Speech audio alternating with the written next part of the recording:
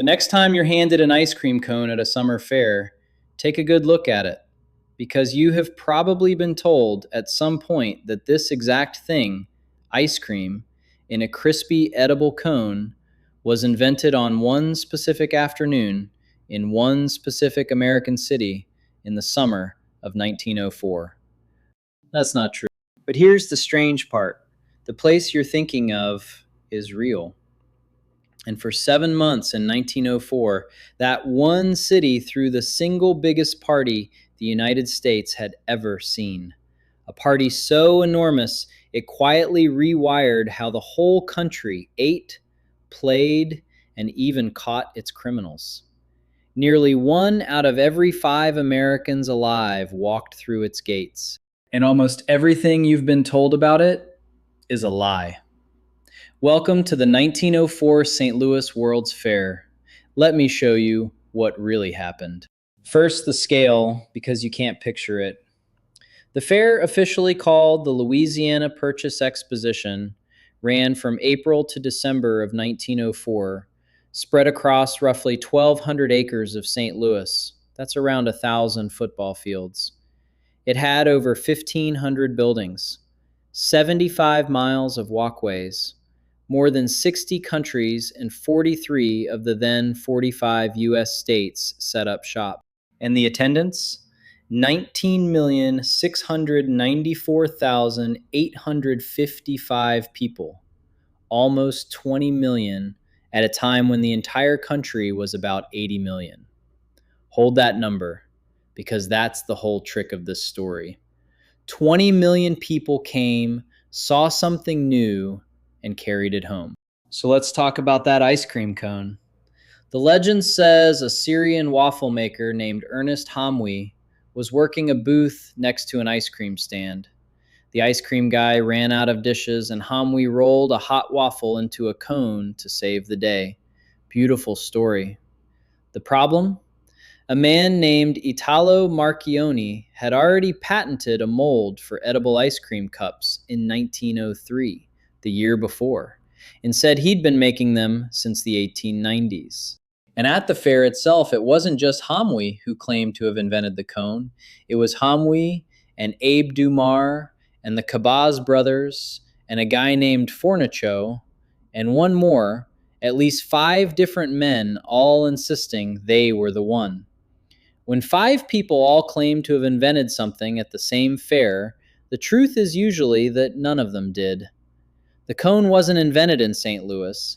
It was just handed to 20 million people at once. And that's a different, and honestly bigger, kind of magic. And it's not just the cone. Ask around and you'll hear that the 1904 fair also gave us the hamburger, the hot dog, iced tea, peanut butter, and Dr. Pepper. Here's the truth, fast. The hamburger and the hot dog both existed, in buns, years before 1904. Iced tea was already a Southern staple with printed recipes back in the 1870s. A British tea merchant named Richard Bletchenden just pushed it hard on a hot fair day. Peanut butter had been around since the 1890s, and Dr. Pepper? Invented in Waco, Texas in 1885. The "it debuted at the fair" line is basically a rumor nobody can pin down. None of these were born in St. Louis. So why does the fair get all the credit? Because of that number. 20 million people ate these things on vacation in one summer and took the memory back to every corner of the country. The fair didn't invent American food, it mass marketed it. It's the moment 100 local snacks became national at the same time. But 2 things at that fair really were brand new to the public, and both are spectacles. The first, cotton candy. Back then they called it fairy floss. The machine had been patented in 1897, but 1904 is where America met it, and America went insane for it. They sold 68,655 boxes at $0.25 apiece. That's more than $17,000 of spun sugar in 1904 money. People were paying half the price of fair admission just for a box of it. The second real debut is even better because it involved a cannon. A scientist named Alexander Anderson had figured out how to explode rice and wheat grains into puffed cereal. And to show it off at the fair, he didn't hand out samples. He loaded the grain into 8 bronze tubes, actual cannons, and fired puffed rice into a wire cage in front of gasping crowds. They called it food shot from guns. He sold something like 20,000 pounds of the stuff. That's how you launched a breakfast cereal in 1904. You shot it out of a cannon. Now here's a first that actually stuck, and it changed crime forever. While the fair was running, a group of Scotland Yard detectives happened to be in St. Louis, guarding the British crown jewels that were on display. And they gave a demonstration to American police of a strange new technique from England, identifying people by the unique ridges on their fingertips, fingerprinting. That October of 1904, the St. Louis Police Department became the first police department in the entire United States to start using fingerprints to catch criminals. Every crime show you've ever watched, every "we gotta print off the glass," the American version of that, starts at a World's Fair right here.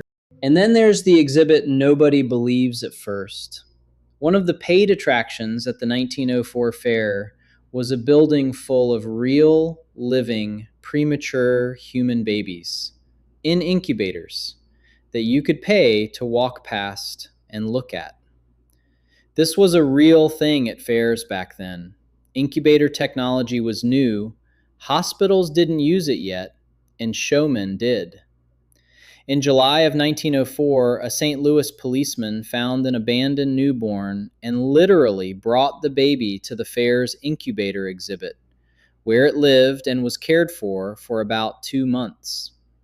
The nursery was a sideshow. And it also genuinely saved lives. One more piece of wonder before the turn.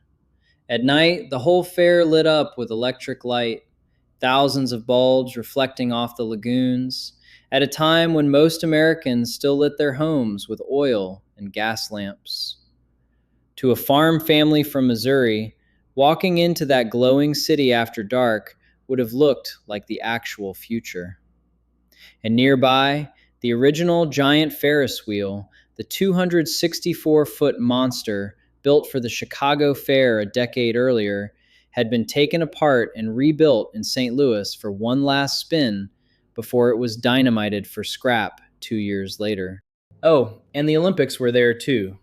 1904 was the first time the modern Olympic Games were ever held in the United States, run right alongside the fair, and they produced what might be the most insane sporting event in history, the marathon.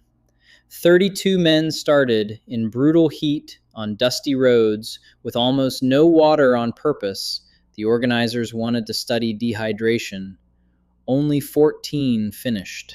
The eventual winner, Thomas Hicks, was hallucinating and near collapse, so his trainers kept him going with doses of strychnine, rat poison, mixed with brandy and egg whites. The first guy to cross the line, Fred Lords, had actually dropped out with cramps, hitched an 11-mile ride in a car, then hopped back in the race when the car broke down. And a Cuban mailman named Felix Carbajal ran the whole thing in cut-off street clothes and dress shoes, stopped to chat with the crowd, ate some rotten apples from an orchard, got a stomachache, took a nap in the middle of the race, and still finished fourth. You cannot make this up. But I have to tell you the other half of this fair because it's the part the nostalgia leaves out. The 1904 World's Fair also put human beings on display. In the name of anthropology, it built living exhibits of indigenous and colonized people to be looked at like attractions. The largest was the Philippine Reservation, 40-plus acres holding around 1,100 Filipino people, brought from a nation the U.S. had just taken control of, some of them misled about where they were even going. They lived on display for months. People married there, gave birth there, died there.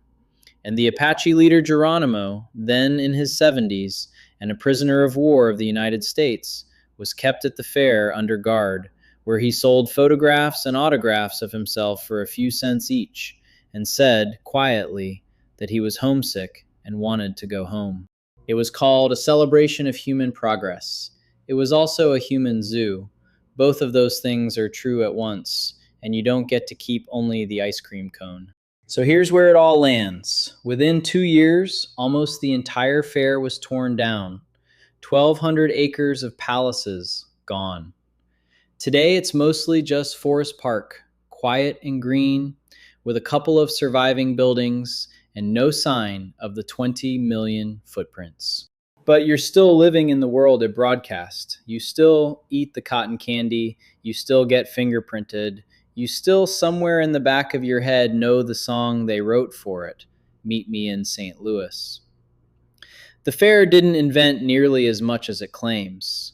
What it actually did was take a whole scattered country, walk it through one gigantic door for a single summer, and quietly send everybody home modern. It just told a few tall tales about the cone on the way out.